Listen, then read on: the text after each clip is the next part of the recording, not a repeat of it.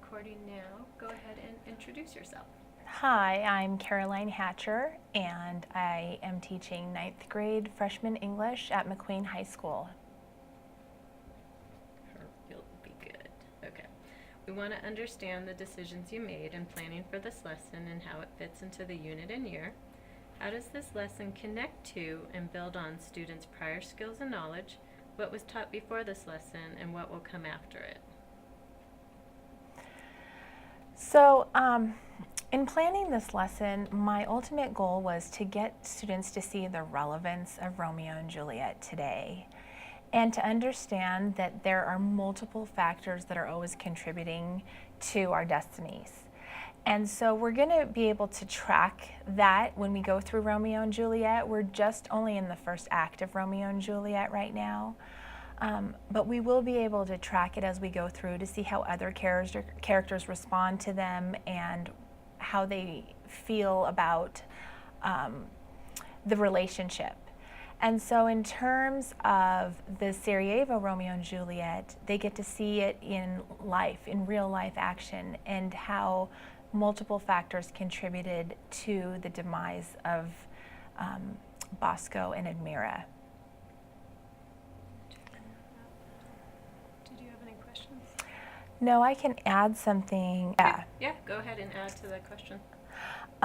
It was also really essential for me to be able to have the kids build on arguments, because the culminating task of this activity is to do a writing argument on what is ultimately to blame for their demise besides their own decisions, what other factors played into it.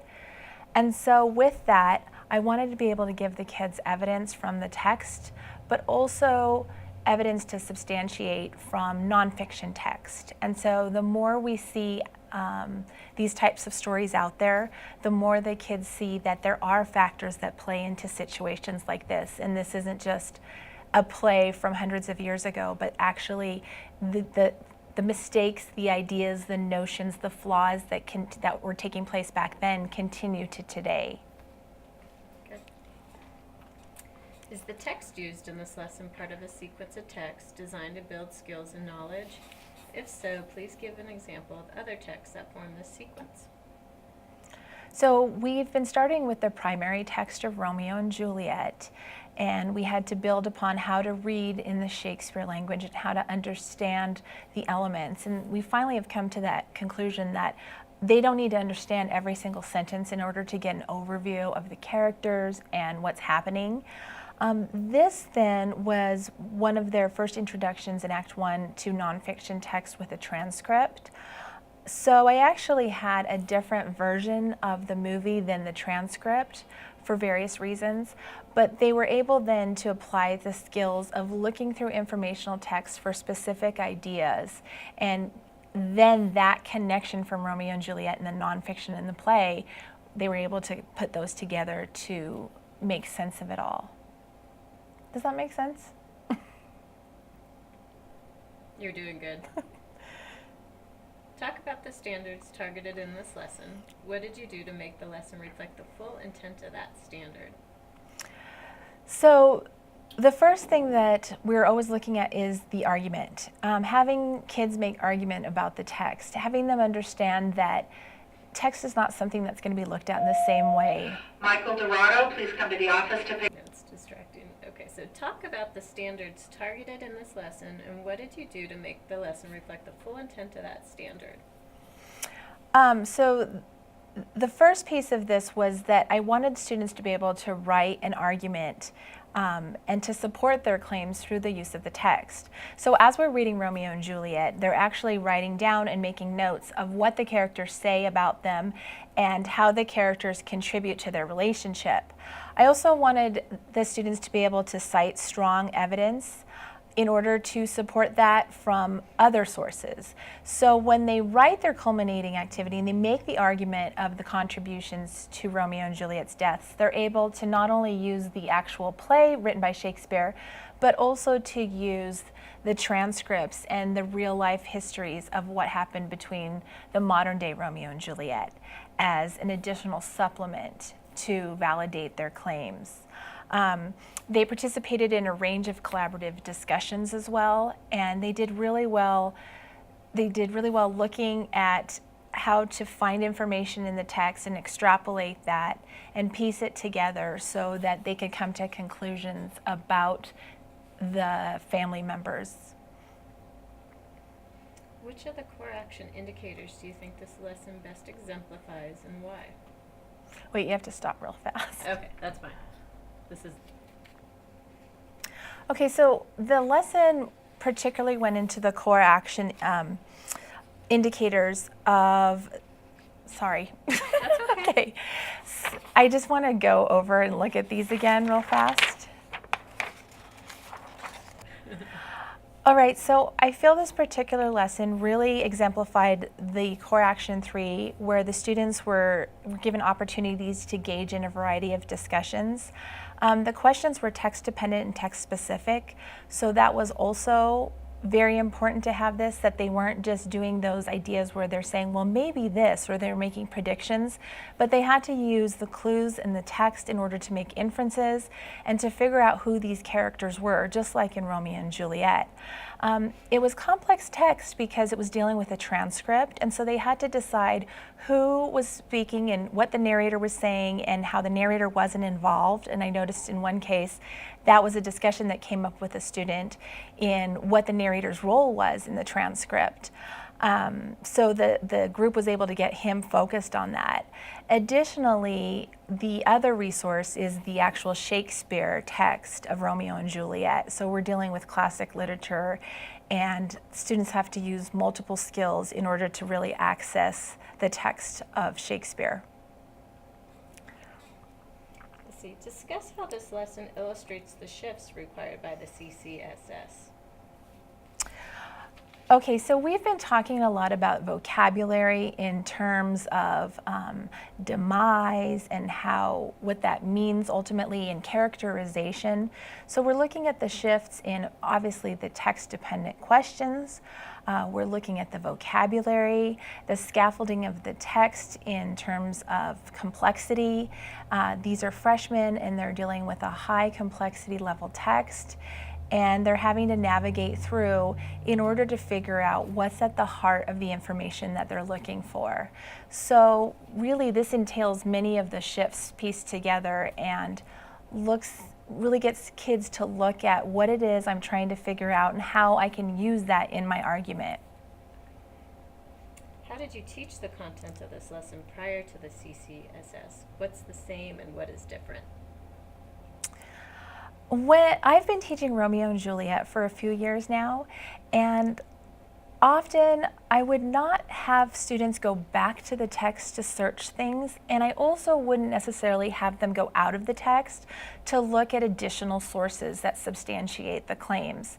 So one thing I noticed is that I do less of the work and they do more of the work in looking at the text. And it's a shift for them to really use their brains and not always be told what happens and where everything is and what these characters did, but they actually have to go in search of things. So they're doing the scavenger, they're doing the hunting of the information. And also, generally I had activities with Romeo and Juliet, and I feel like now with the Common Core, I'm looking more for the sources that match and finding credibility and other information. Just a second, Colby. Okay, let's see. How did you support all students in working with grade level text? Did you provide, for example, scaffolding for students below grade level so they can read grade level text? Well, one of the things I did is I scaffolded the actual text so that we could get just to the main ideas of the transcript. When we do Romeo and Juliet, they meet in groups, and so there is an understanding of what happens because they're able to talk with their group members about the various things that occurred. I know.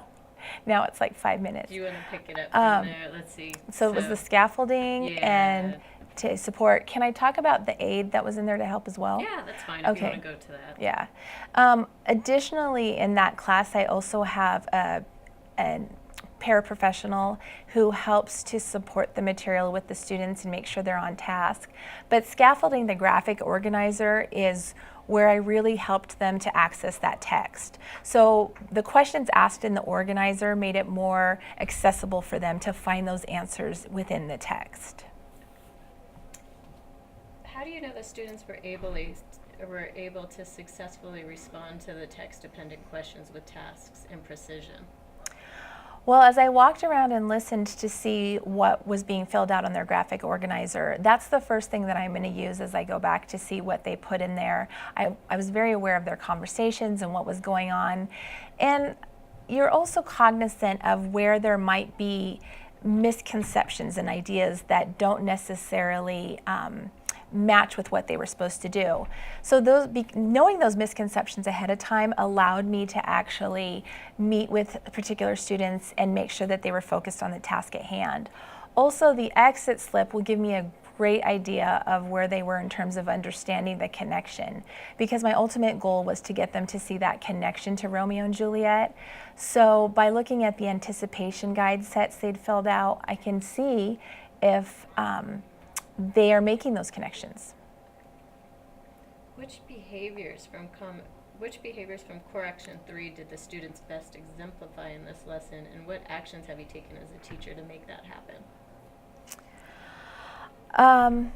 In this case, being in the small pods really allowed them to work together and to decide who was doing what component of it, and it makes them reliant on each other to be able to understand what was happening. So one student really needs to provide the information for another one. So it's that accountability that keeps them motivated and keeps them on their toes. You want to turn off a second? Let me just tell them to stop. Welcome to 5th period. Okay. Am I helping to answer the question ahead of time too? Are they banging against that, or is that them walking up? That's them walking. Okay. Let's Yeah. see. What's that? Am I answering your question in the format too? Yeah, you're fine. It's all Okay. edited. So Okay. we want you to, put the question within your answer. Is it am I doing that? I think so. Okay. Yeah. I know we're kind of rushing through Right. things, but Yeah. again, we'll get the best bits when it's edited. So the question again is, which behaviors from Core Action 3 did the students best exemplify in this lesson? Well, this activity gave students the opportunities to engage in the work of the lesson, particularly because they were all dependent on each other for the information. So sometimes I have them do this work independently, but I find that when they're in the pods and they're in the groups, they get to see a different side. They get to have an understanding and they get to access the text in a way that they might not have been able to do independently. So that working together really helped them in this situation. The last two questions. Reflecting on the lesson, what worked particularly well and what might you do differently? I think the students and I hadn't anticipated that they would actually go through and be able to determine what everyone said about the characters. I think there was a little bit of a struggle with making that leap into what that role was outside of just the basic DOK 1 level 1 and 2. So they needed to make that inference and that jump into how that person's vision of their relationship or how that person's attitude toward them affected them.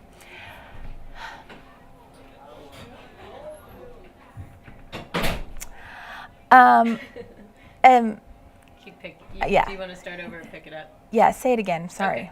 Sorry. Reflecting on the lesson, what worked well and what might you do differently? So reflecting on the lesson, what I feel Right? Are they going to do announcements? No, but now they're going to come in. Oh. So where do you think we should do? Do you want me to have them come in I and think so they're okay. They're still They're there. good? Okay. Yeah. Okay, so reflecting on the lesson, what worked particularly well and what might you do differently? Reflecting on the lesson, I think what worked well was having them work together. I hadn't anticipated that they actually would get through the organizer with an understanding. I think the struggle was in making that leap to understanding how the other people in the two characters' lives, how their ideas impacted them. Additionally, my next step then is to use that same graphic organizer with characters from Romeo and Juliet and how they feel about the relationship.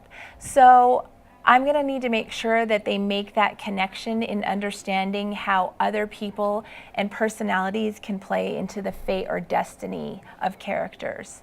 I was really impressed though that how they worked together and helped each other with finding the information in the text. Do you want to answer one more? Sure. Okay. Were there any surprises or unexpected student behaviors or reactions? One interesting thing, and this makes you realize as a teacher, is that when students were confused, the students would often, the ones that I noticed would go to them and supply them with the answer, rather than working them through a brief explanation of how they got that information, even when I'd asked them. So there were some things that kids determined to just be accessible and basic common knowledge, and there were some, they were understanding that there were kids who didn't understand and didn't access the text in the same way that they did. And so it was really interesting to see how they shared that. Good. You did it. Sorry.